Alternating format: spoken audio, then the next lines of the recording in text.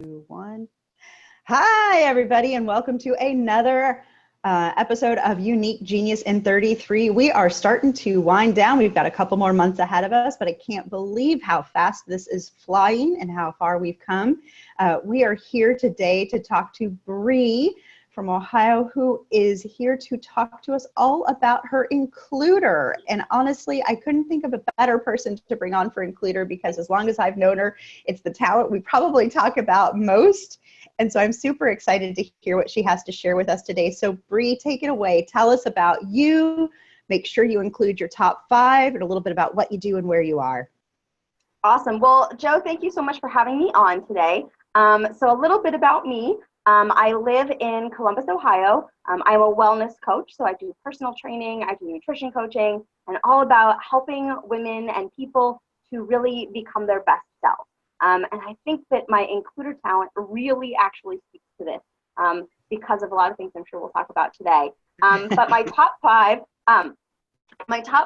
are empathy, input, woo, includer, and communication. And I always talk about my top 6 because my connectedness is so connected to all of them that I can't not talk about that one as well. So those are my top 6.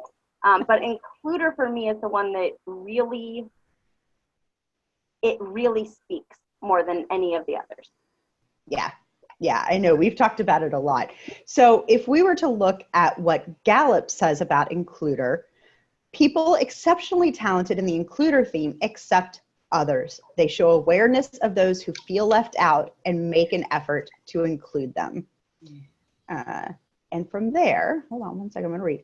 So we always talk about celebrate and evaluate, right? Because we love when our strength is shining and doing all the right things and what's great about it. But we also know that there can be a little bit of a shadow side, and there's questions we can ask ourselves to evaluate if we might be falling into some of the trappings of what our strength can bring to us as, as the definition of weakness through Gallup, right?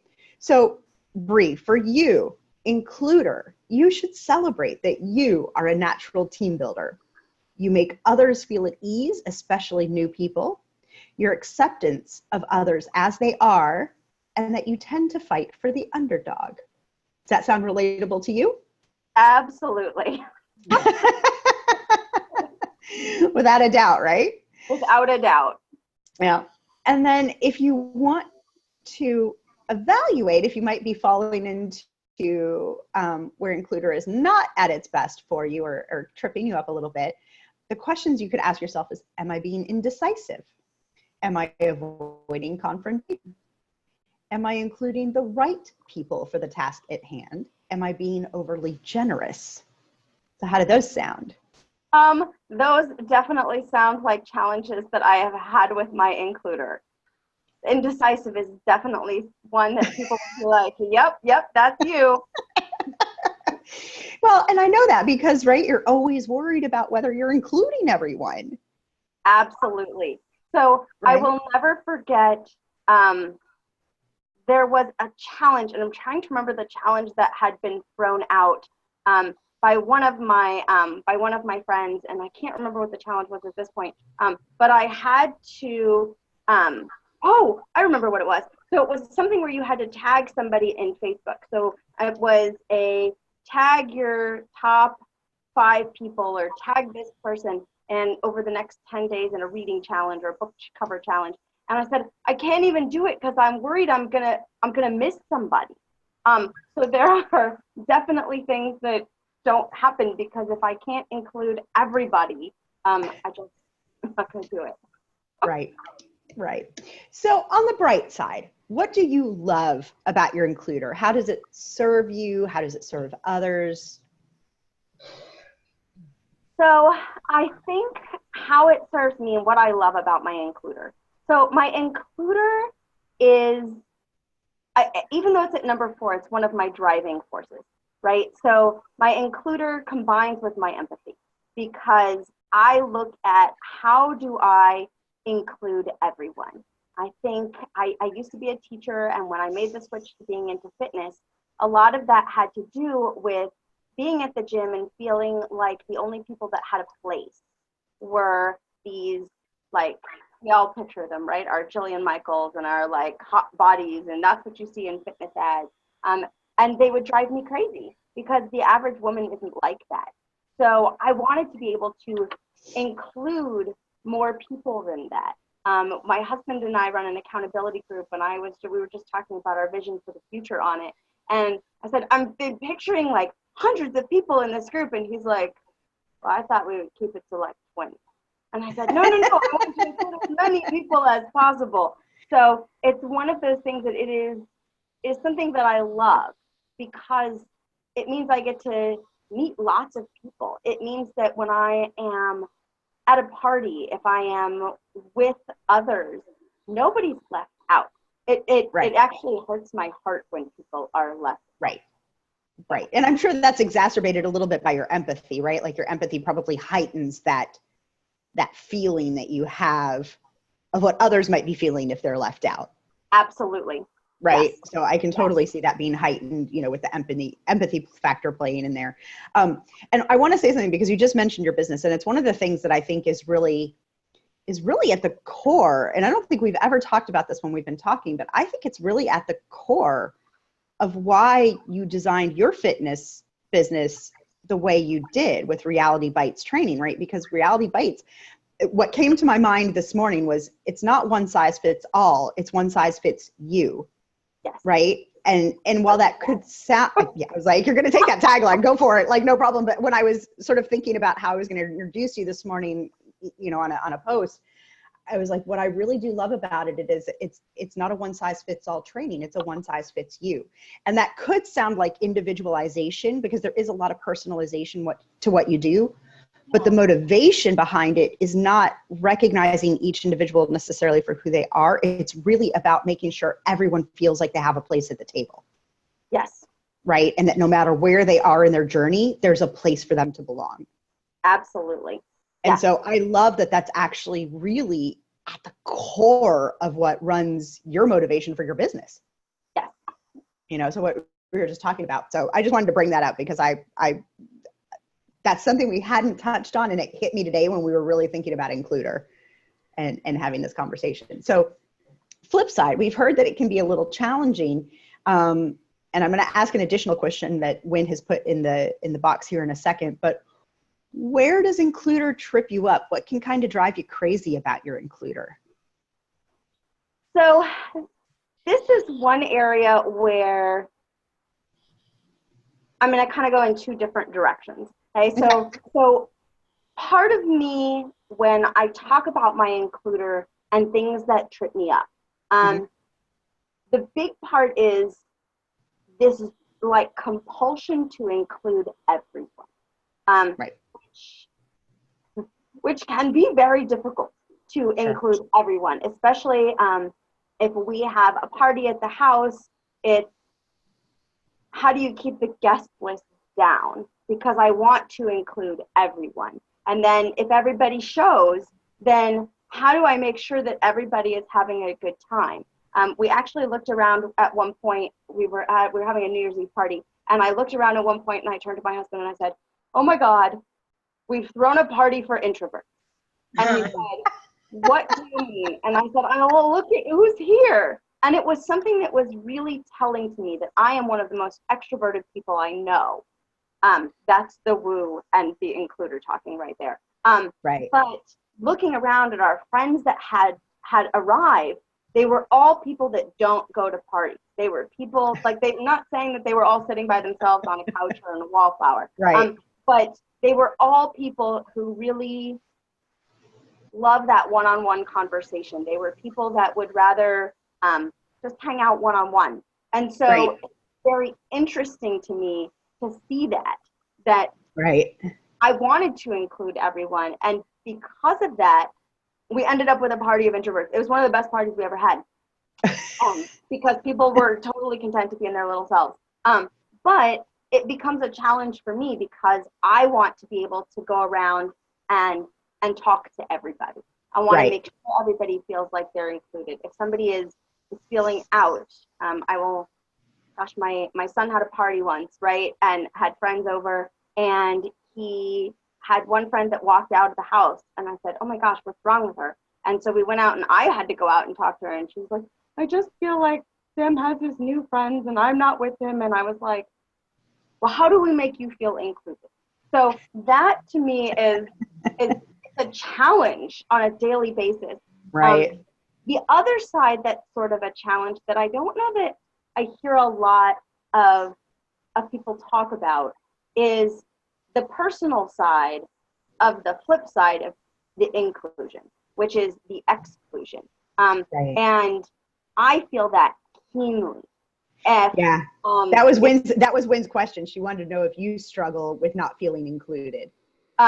It is something that I have struggled with since I was a kid. So I don't know if that's where the talent comes from, is that I was the unpopular kid. I was the kid that was mocked and made fun of. And, I didn't have, the Woo wanted me to be popular, right? I needed to be popular, and I just wasn't. I was a nerd before being a nerd was popular. I was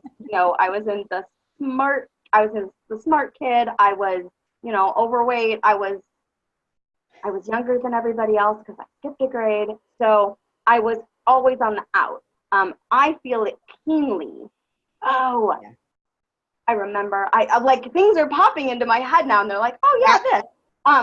So I remember, we were doing something with one of the groups that I'm in, and they were sending away prizes. And one of my friends messaged me, and she said, "Oh, I sent you this prize." And I said, "Yeah." I said, "Thank you."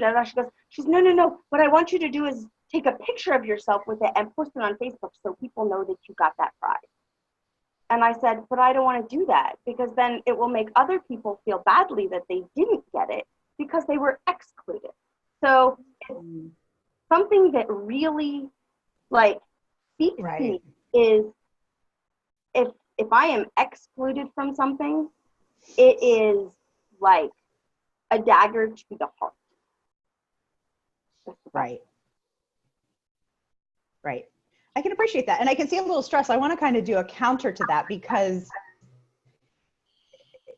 in a weird way, I'm thinking of responsibility even as a counter to this. But includer, I mean, if everybody was to include you in everything, you would not possibly be able to keep up and have to make choices, which would be challenging, I would think. One of my other talents somewhere down the line just said challenge accepted. So that is not my answer, but one of them somewhere, I have no idea what talent that was. I'm like looking at my list. I'm like, somebody said, yes, let's do it. Let's do everything. Right. And I know you would love to, but I think it would wear you out eventually, right? Like, it would be, where do you draw that line? If you were, and other people would see, right? And I guess other people would see that prize option as inspiring others to do better.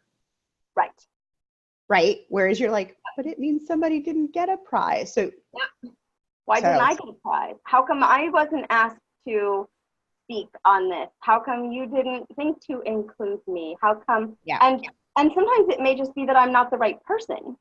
And that's okay. Sure. It's taken me a long time to get to the point to know that I am not everybody's everything. And that's okay. Right. And I mean, and maybe there's, I would say in closer relationships, there's probably a way to say, like, it's okay if I'm not included, but I would really love a little backstory, or, hey, we would have loved to have had you, but XYZ, like just some explanation of what the motivation was behind not including you, I guess. Yeah. Might bring a little more peace down there too. Yeah, Allison is relating to you. She says her includer's down at 29, but she's relating to you on some level. And so that brings us to your youth. So you talked about how you weren't always really included. You were kind of a nerd. And I do think there's kind of a there is a nature nurture effect to, our talents, right? Because our talents can be pretty raw. And I do think some of our talents can come from a place of what we weren't getting. And so we desperately want to give it to others. And so I don't know if that like developer. I know some people with developer that never felt like they had mentors. They didn't really have people, but then like developers, they're number one because they love developing other people. Okay. Right. Right. And so that desire to be included when you felt excluded for so many things, does that desire for inclusion come from that sense of exclusion as a kid, or was it just a natural thing that was there that wasn't getting fed? I think there's probably a little bit of both, right? So I think we all have these natural talents that show up in a different order. What makes them strengths is what we pour into them, right? So as I was excluded in it as a kid, I could have taken that to a different place and been, bitter about it and said, oh my gosh, I'm just gonna, I don't know what strength that would be, but I could have channeled it into a different strength, or learned how to do things, or maybe that was more individualism, where I decided that I wanted to just focus one-on-one with people. My sort of mission is to make sure that nobody ever feels excluded ever again. And how can I make that happen for others? How can I make sure that people know that they're included? How can I make sure that people know that they're cared about? That's the empathy. But a lot of that comes from not just my own background. Not just my own background, but I look at the people around me. So I'm fortunate in that as I was growing up, and you talk about inclusion and seeing ways to include people. So as I was growing up, I grew up in the Southwest. I did not grow up here in Ohio. I grew up in Arizona, and I'm biracial. So my dad is African American, my mom is white. My mom is Jewish, my dad was raised Christian. And so there was always this thought in me that I could never be racist. I could never be sexist. I'm a woman, I'm part Black, I'm part Jewish. I'm always part something. As I got older, my mom came out much later in life after I was an adult and married, and left my dad for another woman. And all of a sudden there was another group of people that I was like, oh, look, I'm going to be included with this too, right? Because I'm an ally for my mom. Much later in life, my child came out as transgender, right? So now there's a whole other group of people. And I'm like, well, I can't ever not like people or not include them because I see what it's like for those sets of the population to be excluded. And it was really such a driver for me on everything that I do. So Sure. No, well, I mean, there's a definite natural thread kind of throughout your life, right? That would heighten that talent of includer, that would bring more of that around. Allison, sorry, it was Wynn who said her includer was lower, but she was relating to you. But Allison says, number one, it's like you're speaking her language. So she's totally getting this. And and seeing Wynn says she's high and deliberative, so she tends to be tentative about people. Oh, deliberative is my number 34. Yeah. Yeah, deliberative is really low for me as well. And I don't have includer as high, but I can definitely see where being raised around lots of different populations that in some way, shape, or form are living on the edge of the circle, should we say? Yes. Right? That are always finding their way in. I can definitely see where that would develop. That's fascinating. Thank you for sharing that, Bree. So if there's anything you would want somebody to know about includer that could help alleviate any misunderstandings, what would you want them to know? I would want them to know, well, let's take that I'm always separating. I'm really good at compartmentalizing this. We know this. So as a general strength, I think the big thing that I would want people to know about includer is that we want to include you the way you want to be included. Right. And that sounds really odd, but we're not including you because we need you to be there, but we're including you and we want you to be included the way you want to be included. So I see this a lot with with my introvert friends, right, is they want to be included. And being an introvert doesn't mean that you want to sit at home and, hide under the covers all of the time. It means, Sure. particularly from what I understand, is you want to have more intimate relationships. You want to be one-on-one with people, that you don't need Sure. people to give you energy. But I look at that and I think, well, I want to include you. So maybe that means that we go have coffee instead of going to a rock concert. Maybe Right. it means that we connect on social media where it can be one-on-one and you can choose that. So that's what I want people to know about Includer, is that it's about including you on your own terms. When it I comes love that. to dealing with somebody who is high in Includer, is, man, you better include them. Because even if it's in a group, in a something, if they feel like they are being excluded, it is, at least for me, Sure. I go to a place of, why didn't you include me? Is there something wrong with me? Is Right. there something that I could have done? And so that's something that be aware of with your includers, because, and use them. Oh my gosh, use your includers. Like if you're in a meeting, if you're in a professional environment and you're trying to figure out how to build a team and how to get engagement, find your includers, because they're the ones that are going to figure out how to box, right? Sure. Sure. To figure out how to get people involved. I Right. love getting people involved. The more the merrier. Right. I think that's great advice. I think that's fantastic advice, actually. And it was interesting when you were talking about the parties and stuff. It's probably my relator, because I don't have includer very high. I don't think it's very low. I don't really remember where it is, to be honest, but I do have relator fairly high. And if I have a birthday party, like for myself or for my son, and I have a friend who lives in Australia and I have a friend who lives in Europe or whatever, like I still put them on the invite, knowing full well that they can't be there and with no expectation that they will be there. But I want them to know that if they were anywhere nearby, I would want them there. Right? Like I want them to know that their friendship is valuable to me. So like that's my relator side, right? Of the valuing people. But I can imagine includer would do something similar from a different motivation, right? From a different motivation. Because from a different motivation. So we have our New Year's Eve parties, right? We do it every year. And we have friends who used to come every year. Well, they moved to New Zealand like 5 years ago, and they still get an invite every single year, because I would hate for them to feel like they weren't included. Right? Right. So exactly. You should have seen the list for my son graduated from high school this year. And when we were going through the invite list, we had to make an invite list and an announcement list, because I was like, well, if we send one to this person, then we have to send one to this person, and this person should be included because they've known him since he was young. So there were spreadsheets involved. Bit of a challenge. Yeah. I love that there were spreadsheets involved. That's fantastic. All right. So here's the hard question. Okay. Famous person or fictional character that you feel like embodies includer as you know it. Right. So Joe and I were talking about this, because the board of directors thing, where you really embody and personify your people. This is going to sound really weird, because this just popped into my head in the last 30 minutes since we started having this conversation about what this was for me.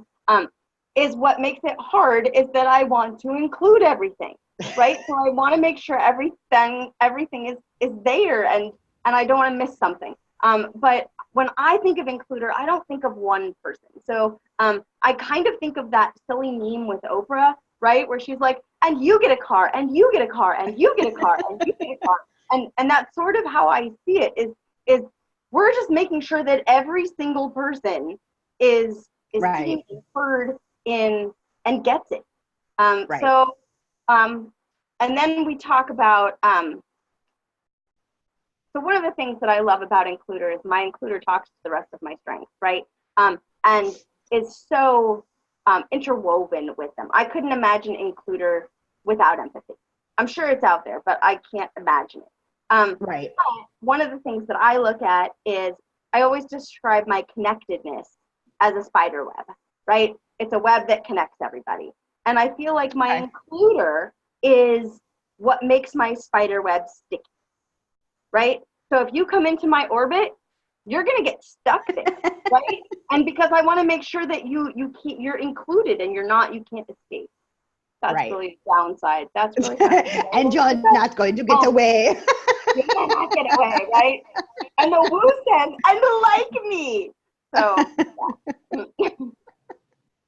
Yeah. Well, I do. Gosh, I so see this motivation with your business now, and I'm super excited.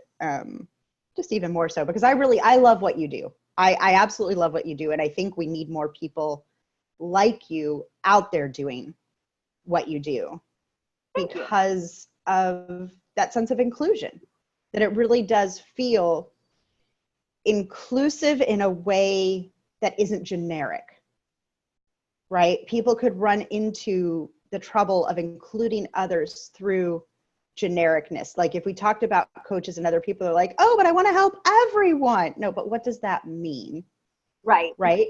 But yours is a very specific purpose, a very specific focus that talks to a range of people that feel on the outside of the health and fitness circle. Which I think is most people. Which I think is most people, which is probably true. But I do think that there's an audience. And so it's inclusive without being generic. And that's what I really like about what you do. So I'm going to see if anybody has a quick question for you because we're going to wrap up here in a few minutes. Okay. So if anyone has a question, go ahead and throw it in the chat for me. And as we're finishing up and waiting for a question, what do you love about strengths? What do you wish people knew about strengths and what it could do for them if they discovered theirs? So I took the Strengths Finder test twice, right? I took it once a very long time ago. I had an employer who made it as part of their onboarding process that we all got to take the test. And then I took it again as part of a corporation that I'm involved with last year. And I think for me, what I love about it, and this is my communication talking, is it gave me a language. It gave me a language to say, these are the things that I'm naturally good at. Go do those things. So I always saw empathy for me as number one. I'm going to talk about empathy on this one as a downside, right? I always cry at everything. People laugh at me because I cry at commercials. Sure. I feel what other people are feeling. I always saw that as a bad thing. Right. And to have that come up as number one in my strength said, no, it's actually a really good thing that you can connect with people, that you can feel what they're feeling. And it gave me a language to talk with other people so that when clients come in, when my personal training clients come in, and I can see one of them has competition, right? And I can see, okay, so this is somebody that I'm going to be able to push by saying, all right, can you do better than you did last time? Do you want to join a contest? Let's do this. Whereas if I have somebody who has connectedness, how can I connect you with more people that are looking to do what you're doing? Right. And so it gave me a language and a way to coach people that was a little bit more unique. I've actually thought about having people all take their Strengths Finder test and making that part of my onboarding process for my clients as well. Well, and I think you should. I've thought for fitness, I actually have a spreadsheet with a lot of these already built out of like, how do you motivate people in health and fitness through their talents? Because I know I am not a cookie cutter model at all when it comes to fitness. I don't abide by most stuff that's out there, which is why I love what you do. And I wish I lived closer and maybe there's a way to, do it right. But like, I do online coaching. Totally good. So, but it really is one of those things where I most often don't feel heard is in my fitness journey. Yes. And what would motivate me. And even when I tell somebody, this is what I need, this is what would motivate me, they're still like, no, that's not how we do things. We do it this way. And I'm like, but that's not the only way to do it. I always make the joke, right, that if that there's a fitness for everybody and there's an exercise, and there are 2 rules for me in fitness. Okay, rule number 1 is don't get hurt. Okay, rule number 2 is have fun, because you're a whole lot more likely to do something if you enjoy it. If you told me that the only way to get fit was to do yoga every day, I would not be fit. I would just never do it because I'm not a fan of yoga. Same thing if I have a good friend who loves yoga, And if I told her the only way that she was going to get fit was if she went and did Zumba all day long, she'd be like, no, man, I'm just going to go eat the right? So there's an individualization piece to it that you have to find not just what motivates, but what you enjoy. And sometimes that's trial and error. So Allison has a question for you. I'm going to see, Allison, do you want to unmute your mic and ask the question yourself? Because I want to make sure I understand it correctly.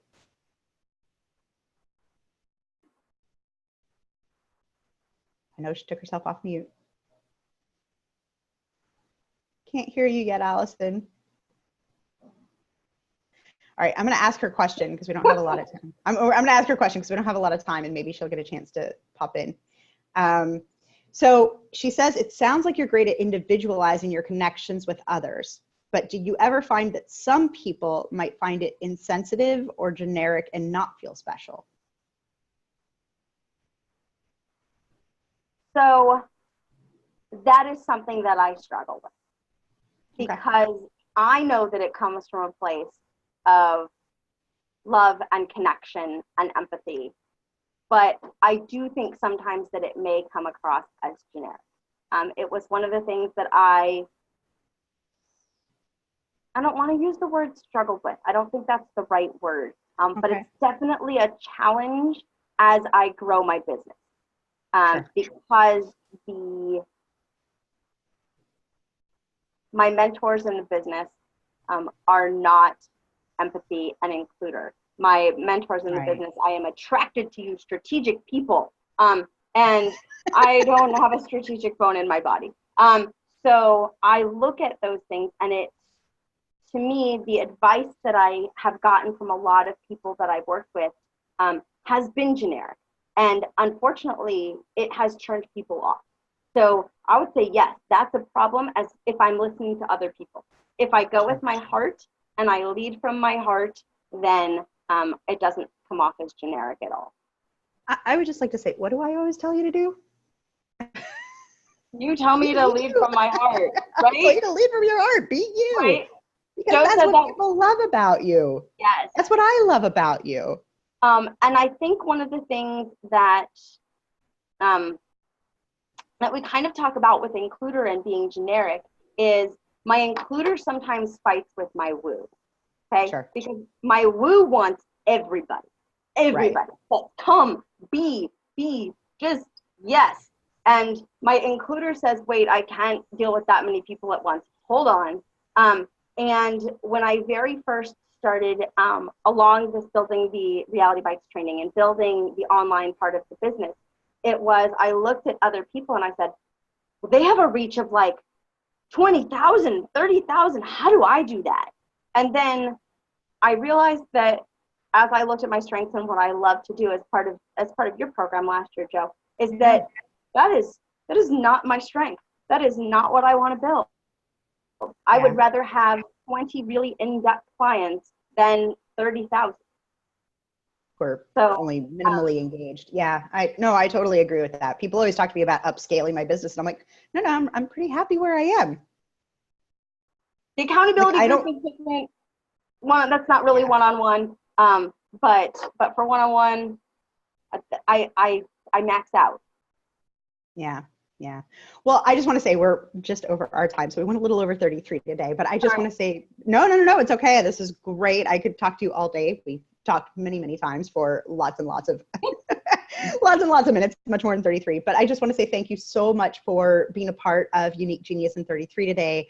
I think you have some wonderful insights about includer, and I think it's going to be very helpful to others who are trying to learn about these talents.